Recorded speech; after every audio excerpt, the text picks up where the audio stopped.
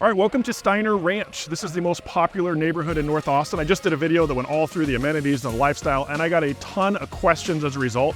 How do I buy? How do I sell? How do I get something done in this neighborhood if I want to move here or move around this neighborhood? So in this video, I'm going to answer all those questions. Stay tuned.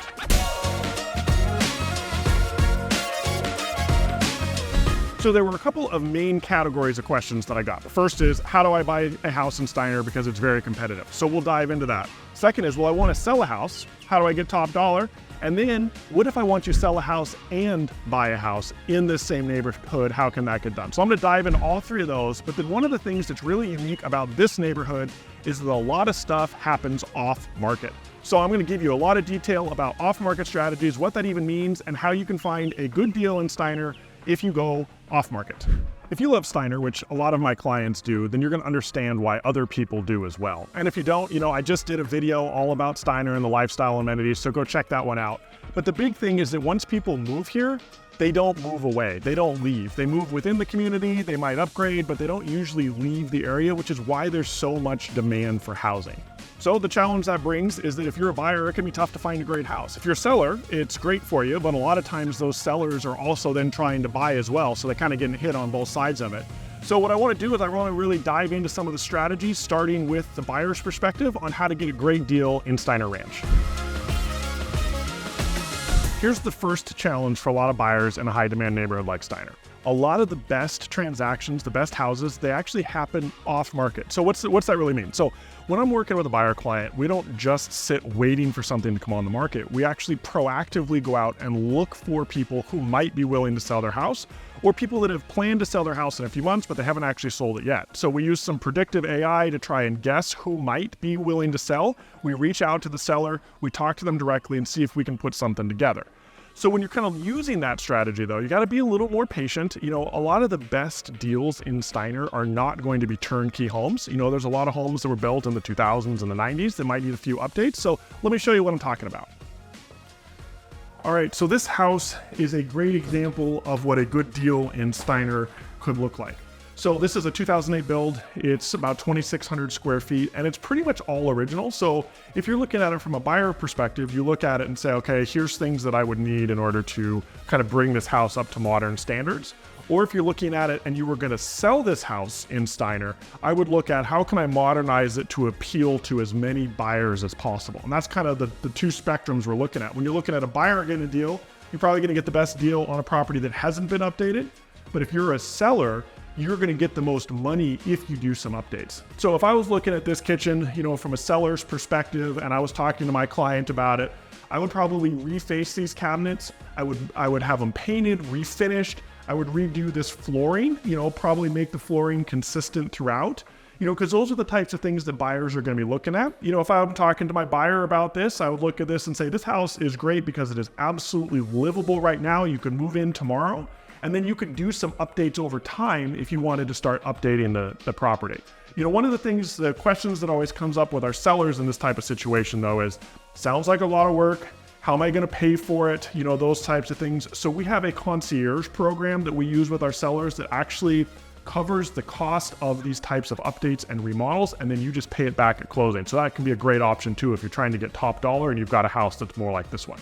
So this bathroom is another great example of what you're going to find in a house that might be a great deal if you're the buyer, or something that you probably want to update before you sell it if you were trying to get top dollar as a seller. So it's got great space, it's got a great layout, so you're not talking about a huge remodel, you're really talking about just kind of giving it a facelift. Refacing the cabinets, some new flooring, some new countertops are going to go a long ways in this. But what's great about it is that the layout is good. You've got a huge closet that could just be updated with some custom modernized closets. And this is going to make a very appealing house to a buyer if you're a seller and you do that work, or if you're a buyer and you come in, you could get a great deal on this house and be able to make all those updates and customize it exactly how you would want. All right, this is a great example of what you can get as a buyer if you're trying to get a good deal, a really solid house, but that needs some updates. And it's also an example if you're a seller and you want to get top dollar, what kind of updates you should do in order to really attract buyers who are willing to pay more. I've talked a lot about off-market and on-market properties too, so we're going to dive into that a little bit more. But first, let's go check out another property.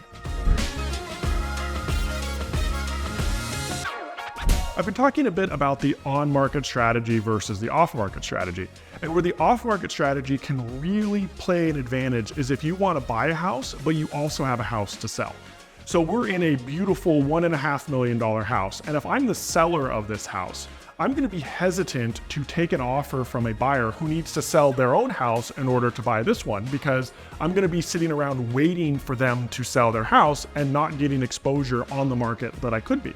But if I'm an off-market seller, if I wasn't going to sell my house this week and you come to me and you want to buy this house, well, I'd be fine taking a contingent offer because I'm not carrying any risk. If for some reason your house doesn't sell and you're not able to buy mine, I can still then go put my house on the open market and find somebody else.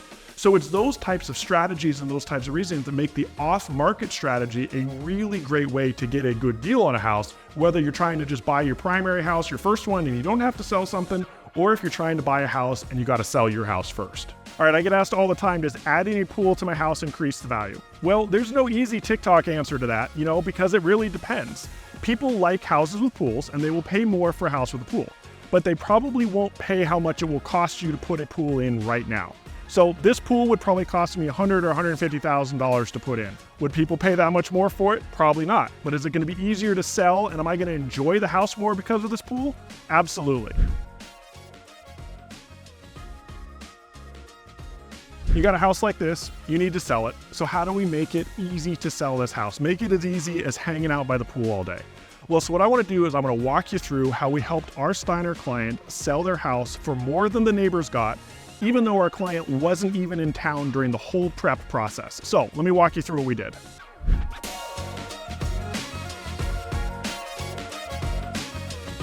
When it comes to getting the best value for your house, it can take a little bit of work. So let me tell you how we sold the last listing that we did in Steiner before it got through the weekend and with multiple offers and for more than the neighbors. So our client had taken a new job in Boston, they had bought another house, and they needed to move, and they needed to move pretty quick. So we took over the whole process for them. They moved out and we took care of the rest. We got the landscaping done, we cleaned it up, we got it washed, we got it painted. We brought in some stagers to really make it shine, because we wanted the house to be top-notch, turnkey, and everybody in the neighborhood to want that house. So when we were ready to actually go on the market, we launched our social media strategy, because you can't just put a house on the MLS and expect somebody to show up. You really got to go create some buzz. Just like you're watching me on YouTube right now, we did the same thing with this house to get as many viewers as possible. So we put it on the market. We did our neighborhood pre-marketing. So we let all the neighbors know the house was for sale in case they wanted it or there was somebody that they knew that they wanted to move in nearby. We launched our social media campaigns. And what do you know, within just one day, we had one of the neighbors wanted the house. We had somebody from Colorado who had seen social media, he wanted the house. We did our open houses, brought in some more people, had multiple offers in the first weekend, sold it before we got through the weekend for more than the house down the street had just sold about a month earlier. So, there's a lot to that strategy. It takes a lot to be able to sell a house for top dollar. But if you want to know more about how to do that, or you want to know more about selling your house, or you want to know more about buying a house in Steiner, happy to help you with any of that. I'm Matt Van Winkle. I run the Leverage team here in Austin. We want to be your go-to resource for all things Austin and all things real estate. So if we can help you with either one of those, send me an email at info@austin.realestate, and we'll see you next time.